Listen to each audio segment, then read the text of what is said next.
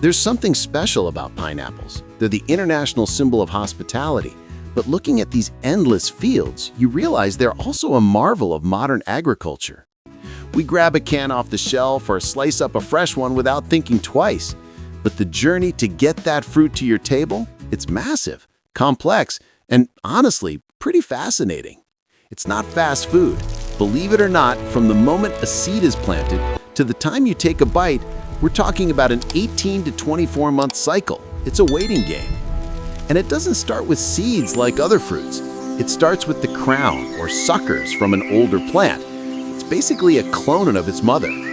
These workers are the unsung heroes. They plant thousands of these by hand, bending over in the heat all day. Machines just can't handle the delicate start of this process. You'll notice the soil is often red. That's usually volcanic earth, rich in minerals. Pineapples are picky eaters. They need perfect drainage to thrive. They love water, but they hate swimming in it. It's a delicate balance. Too much rain, the roots rot. Too little, and the fruit stays tiny. About a year in, you finally see a flower. That pretty little purple bloom will eventually fuse together to create the rough skin of the pineapple we know. Farmers act like doctors here. They constantly check the leaves. If the color is off, even slightly, it means the plant is stressed and needs nutrients immediately. So after nearly 2 years of sun, rain, and constant care, the fields turn into a sea of spiky green and gold. It's finally time for the main event. Harvesting isn't a walk in the park. Pineapple leaves are serrated like steak knives. Workers have to wear heavy canvas gear and goggles just to walk through the rows. There's a specific technique to snapping the fruit off the stalk. Do it wrong and you damage the base. These guys do it thousands of times a day with incredible rhythm. To speed things up, they use these massive boom conveyors attached to trucks. Workers pick and toss the fruit onto the arm, which carries it straight to the bin. It looks chaotic, but it's coordinated.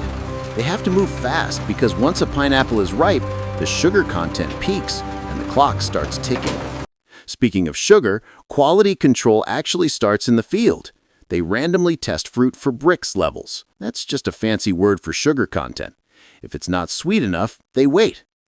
Once a truck is full, carrying roughly 10 tons of fruit, it heads straight for the factory. Ideally, the fruit is processed within 24 hours of being picked. This is where nature meets heavy industry. The factory runs like a well-oiled machine, often operating 24/7 during peak harvest seasons. Upon arrival, there's no gentle handshake. The fruit is dumped into water flumes. This water acts as a cushion to prevent bruising and starts the cleaning process. It's like a lazy river for fruit. The current carries them into the plant, scrubbing off the field mud and any little bugs that hitched a ride. Before they touch any machinery, they get a high-pressure shower. We need that skin to be absolutely clean before the cutting begins. Even with all that tech, human eyes are still the best filter. Workers on the line pull out any fruit that's too small, sun-damaged, or just ugly. Now, size matters. The peeling machines are set to specific diameters. If you put a small pineapple in a large machine, you waste fruit. If it's too big, it jams. Here's a fun fact. The machine that makes this all possible was invented way back in 1911 by Henry Ginaca. Before him, canning pineapples was slow and messy. Today's version of that machine is a beast. It can process up to 100 pineapples a minute. It's almost too fast to see with the naked eye. In one motion, it removes the shell, punches out the core, and cuts off the ends. What comes out is a perfect cylinder of golden fruit. It transforms a rough, spiky object into a clean, uniform cylinder instantly. The precision here is key to getting those perfect rings we see in the can.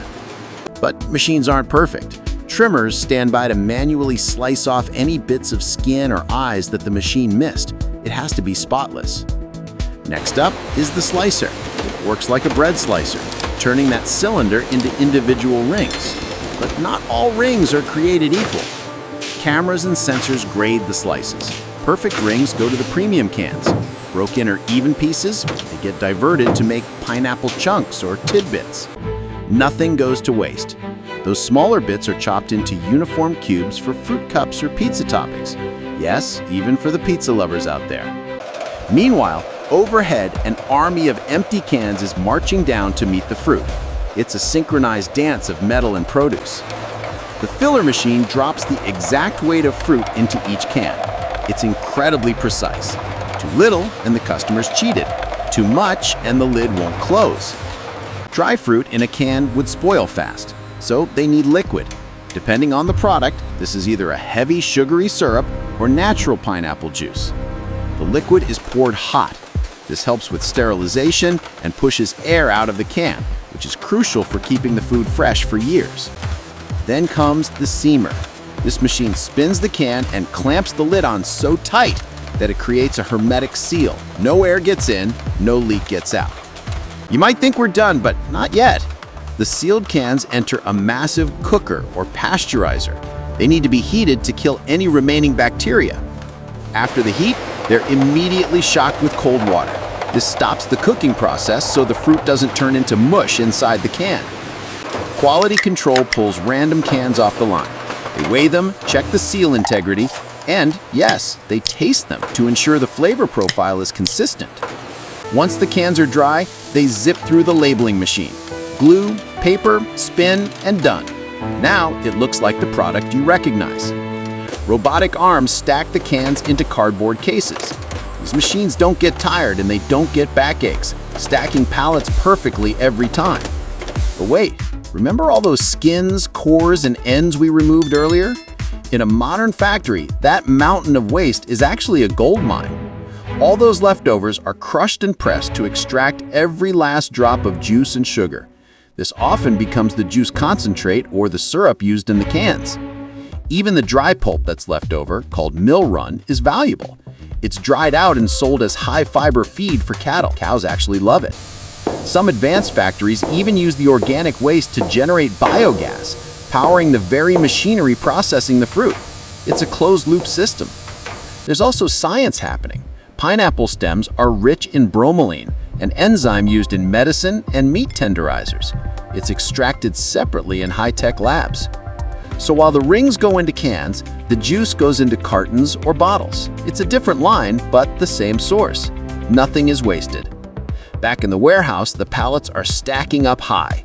Each one of these boxes is destined for a different part of the world. From massive shipping containers, they'll travel across oceans. It's crazy to think a pineapple grown in the tropics could end up in a pantry in Alaska. The logistics are a nightmare to manage, but it ensures that no matter the season where you live, you can always taste summer. The biggest producers, places like Costa Rica, the Philippines, and Thailand, supply almost the entire world's demand through this network. So the next time you open a can to bake a cake, make a smoothie, or yes, put it on a pizza, don't roast me for that. Take a second to think about the journey. Think about the farmers who waited 2 years for that plant to grow. The workers who braved the sharp leaves to pick it by hand. Think about the engineers who designed these incredible machines that can peel a fruit in the blink of an eye. It takes a global village to bring this tropical delight to your kitchen. It's a mix of nature's patience and human ingenuity. At the end of the day, it's all about that taste. Sweet, tangy, and refreshing. A little bit of sunshine in a can. Thanks for joining us on this journey from the soil to the shelf. The world of food processing is hidden, but it's spectacular when you look close.